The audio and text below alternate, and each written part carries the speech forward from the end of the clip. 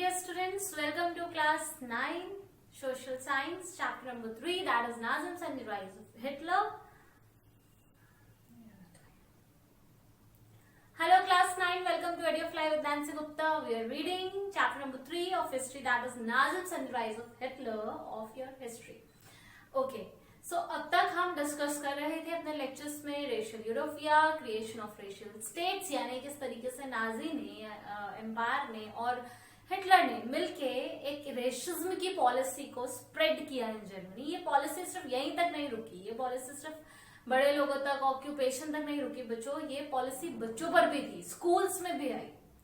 ठीक है, क्या किया हिटलर ने, विल सी इन स्कूल्स। बहुत इंटरेस्टिंग पोर्शन रहेगा ये आप लोग के लिए कि स्कूल्स में भी they have done these things.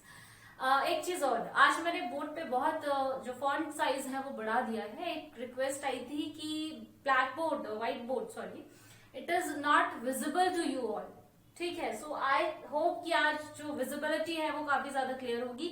In case आज भी कोई दिक्कत है तो बताइएगा जरूर। Fine, so let's study from schools were clean and purified. बच्चों ये एक टैगलाइन है, क्लीन एंड प्योरिफाइड का मतलब है कैसे, साफ सफाई की बात नहीं हो रही है, झाड़ू पोछे की बात नहीं हो रही है, यहाँ बात हो रही है कि जो अनडिजायरेबल था ना, जिसको नाजी ने गार्बेज, कचरा, बेकार, जबरदस्ती आया हुआ डिक्लेयर कर दिया था अनडिजायरेबल, वो लोगों को हटा दिया स्कूल से। That means purified and clean. ठीक है, ये यहाँ पे भी लिखा है मैंने, undesirable children were thrown out from the schools. Undesirable में यहाँ ज्यूस है, यहाँ हैंडीकैप्ड स्टूडेंट्स हैं, जिप्सीज के स्टूडेंट्स हैं, ये सब स्कूल से बाहर कर दिए गए थे। मैं यहाँ लिख दे रही हूँ Jews, gypsies and handicapped. Okay, next देखिए, Jews teachers were dismissed, right. तो जितने भी टीचर्स जो ज्यूस थे पहले तो उनको डिग्रेड किया गया और उसके बाद उनको डिसमिस कर दिया गया।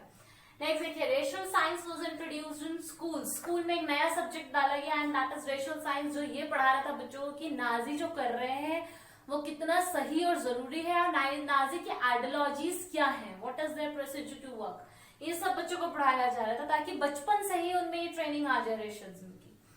Germans and Jews could not sit और प्ले टुगेदर। स्कूल में दो बच्चे, एक अगर ज्यूज है और दूसरा जर्मन है, आर्यन है, तो ना तो वो साथ में बैठ सकते हैं और ना ही साथ में खा सकते हैं, ना ही साथ में खेल सकते हैं। ये इस तरीके का रेशिज्म फैलाया गया और ये सिर्फ जर्मनी में नहीं हुआ है, ये इंडिया में भी हो चुका है। Where we have experienced in the past years about upper caste and low caste, Brahmins and untouchables, Harijans, ये वैसा ही समझ लीजिए आप, सेम चीजें चल रही हैं यहाँ पे। ठीक है, आगे देखते हैं और क्या क्या हुआ। स्कूल्स में what students were taught, okay, तो students were taught to hate Jews। बच्चों से कहा जाता था कि Jews को hate करो और आपको किसके लिए लॉयल रहना है, किसके लिए समर्पित रहना है, to Nazi, that is the Hitler. Okay, hate Jews and loyal to Hitler, big line.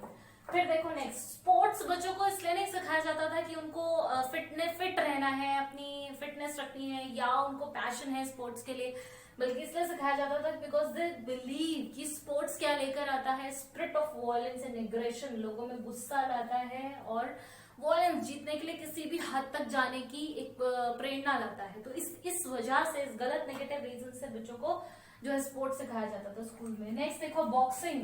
Boxing could make children strong, iron hearted and masculine. Boxing सिखाते थे स्कूल में क्योंकि उनको बिलीव था कि बॉक्सिंग बच्चों को क्या बनाएगी, स्ट्रॉन्ग बनाएगी। आयरन हार्टेड मतलब वो किसी पे बिल्कुल दया नहीं करेंगे, बिल्कुल ग्रीडी हो जाएंगे और बहुत स्टबबॉर्न हो जाएंगे। एंड मैस्कुलाइन, ठीक, तो मैस्कुलाइन को बच्चों वैसे इसमें बोलते हैं, हिंदी में बोलते हैं कि बी अ मैन। आपने सुना होगा be a man, that is masculine, कि वॉयलेंस पर जो बिलीव करते हैं, ये एक नेगेटिव टर्म है बी अ मैन, जिसमें कहा जाता है कि वॉयलेंस पर बिलीव करो। ठीक है, इतना वॉयलेंस करो, इतना जो है चीजों को खराब करो कि बस वॉयलेंस से आपको काम बनाना है अपना। नेक्स्ट देखिए, youth organisations for making youth national association. बहुत सारे बच्चों के लिए ऑर्गेनाइजेशन बनाई ताकि एक नेशनल सोशलिज्म फैले, एक रेशिज्म फैले। अब वो कैसी कैसी ऑर्गेनाइजेशंस थी ये हम देखेंगे।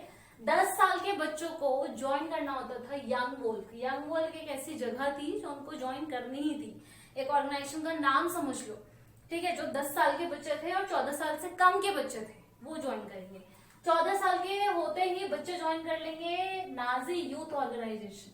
ठीक है, ये वाली नाजी यूथ ऑर्गेनाइजेशन जिसमें बच्चों को इस तरीके की ट्रेनिंग्स दी जाएंगी ताकि वो अपने अंदर एक नेगेटिव मैनकाइंड भरे और इतना वायलेंट हो जाए कि पूरे जर्मन में ये रेशिज्म सालों साल तक चलता रहे। ठीक, आगे देखते हैं।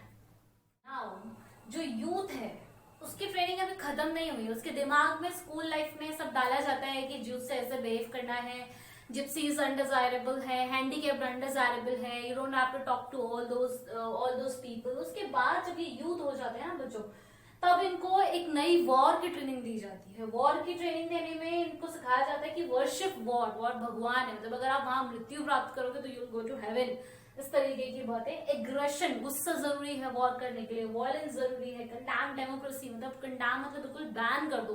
We don't believe in democracy, democracy जैसा कोई चीज फॉलो नहीं करना है।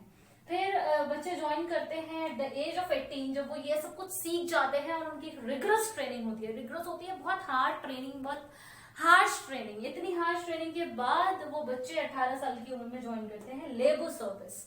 राइट, ये एक मैं आपको बता रही हूँ उनका एक प्रोसेस है कि कैसे बच्चा एक आर्मी में, एक वॉर में, एक नाजी की यूथ ऑर्गेनाइजेशन में जुड़ता है। एक बहुत लंबी ट्रेनिंग से जुड़ता है। 10 साल से आप देख रहे हैं यंग फोल्क के बाद फिर वो 14 साल में यूथ में गया, फिर उसके बाद उसने यहाँ पे ट्रेनिंग इस तरीके से, फिर वो लेबर सर्विस में आया 18 साल में।